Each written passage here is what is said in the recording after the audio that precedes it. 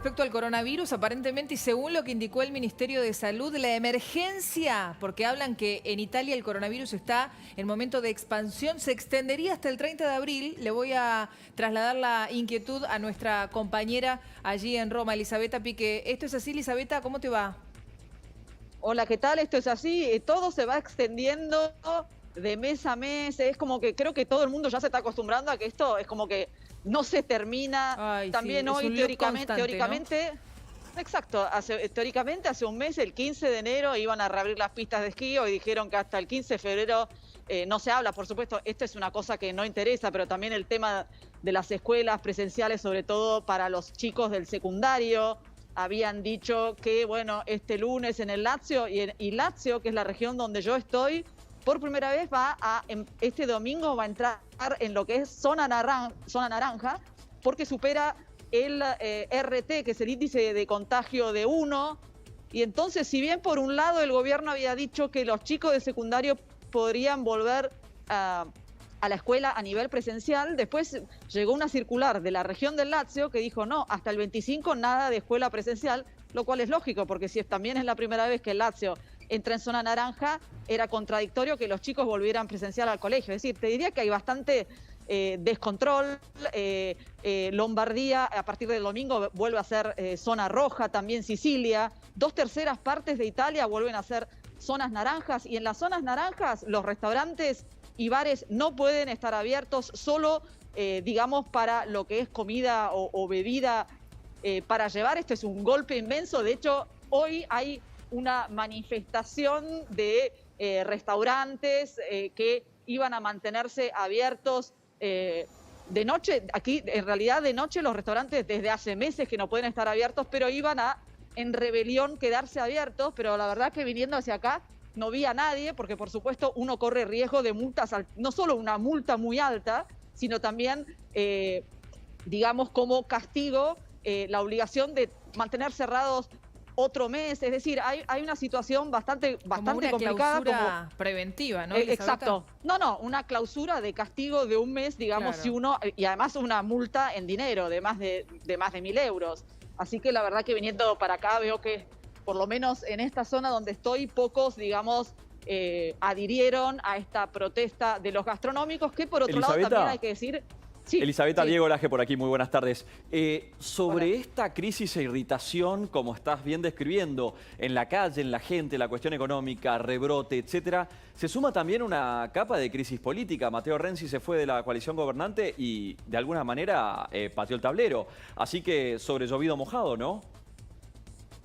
Sí, bueno, justamente, además de todo esto, tenemos una crisis política, nadie sabe, y por eso también esto es la primera vez que hay, los italianos, lo decíamos el otro día, están totalmente acostumbrados a las crisis políticas. Ha habido 66 gobiernos desde la República, desde 1948, pero esta es la primera vez que hay una crisis política en plena pandemia, y lo dicen, y por eso está siendo muy criticado el ex primer ministro Matteo Renzi, quien es el que pateó el tablero, el que decidió retirar 2 ministras y abrir esta crisis política que se va a definir el martes. Todo el mundo dice cómo uno puede, aparte Renzi está al frente de un partido que representa, según los sondeos, menos del 3%, un partido minúsculo que en un momento tan importante en el cual el gobierno tiene que estar justamente concentrado en cómo frenar esta pandemia, en esta campaña de vacunación que dentro de todo está yendo bien. Hoy se superaron aquí en Italia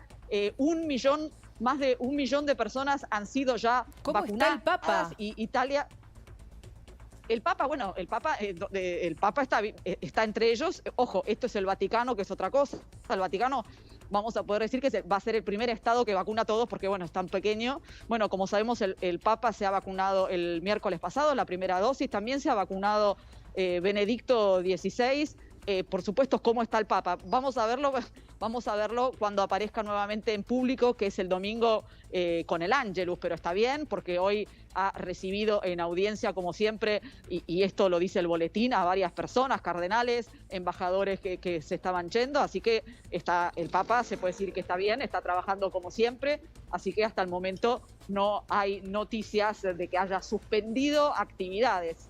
O sea que si no hay noticias, hay buenas noticias, ¿no? Como dice el dicho. Elizabeth, No, te hago una no, consulta. exacto, No, y sí. además que hay mucho hermetismo. Vos nos dijiste, en el Vaticano no hubo fotos, no, No, dijeron demasiado, o sea, está no, bien. en ese sentido sí, por privacidad, pero todo Lógico. sigue porque, como te decía, la agenda del Papa ha sido confirmada. Hoy recibió personas, ha tenido audiencias, así que Bien, eso está significa bien. que está todo bien, No, te quería digamos. preguntar, digo, cuando desde el Ministerio de Salud hablan de que el coronavirus está en una fase de expansión, que hay muchas zonas de Italia que están en estado de alerta, que hay muchos comercios cerrados, cuando les dicen a ustedes, aguanten porque estamos en esta carrera que ya sabemos que es de resistencia, pero una de resistencia tremenda.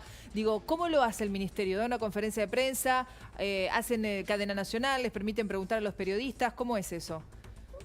No hacen cadena nacional. Esto fue sobre todo, recuerdan, al principio, es decir, hace casi un año cuando empieza, sí había una conferencia de prensa diaria con los datos, ahora ya esto se ha vuelto semanal. Justamente hoy hay un monitoreo y es el viernes cuando justamente deciden el tema, digamos, del semáforo, qué regiones pasa a ser qué.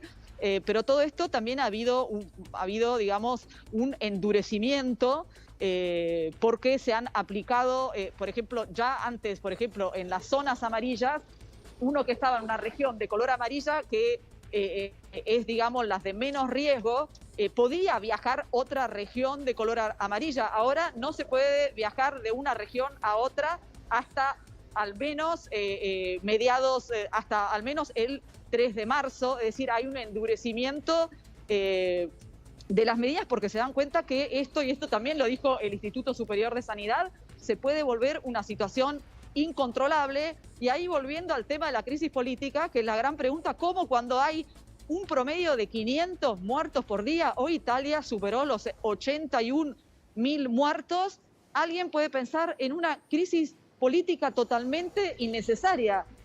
Así que están todos, te diría, la gente está furiosa con la clase política, una clase política que se demuestra, o al menos Renzi, totalmente alejada de lo que es la realidad de la gente, preocupada por cómo llega a fin de mes. Por lo que nos venís contando, preocupada, sí. Esto también hay que decir, lo que estaba diciendo antes, que este tema de los restaurantes cerrados, los shopping cerrados, por otro lado, más allá de este gobierno que está en crisis política, recordemos, Italia, democracia parlamentaria, todo se resuelve en el Parlamento. Igual Renzi, digamos, poniéndose en una postura de responsabilidad, igual él aseguró que la semana que viene que justamente se tiene que aprobar un decreto Ristori, se llama, que es justamente para indemnizar todas estas pérdidas de los sectores de estos restaurantes y bares que están obligados a cerrar. Él igual va a dar su apoyo. Pero como decíamos, el día clave va a ser el martes próximo en un voto de confianza en el Senado, que es donde Conte tiene problemas de números, pero desde el gobierno están empezando a decir que en realidad ya encontraron un grupo de responsables y que tendría estos 160, más de 160 votos, fundamentales. Elizabeth, gracias como siempre por la información. Buen fin de semana. Seguramente estaremos hablando la próxima. Gracias. Gracias a ustedes. Hasta luego. Siempre un placer tener aquí con tanta información a nuestra compañera Elisabetta Piqué en vivo desde Roma. Antes de despedirnos, Pochettino, el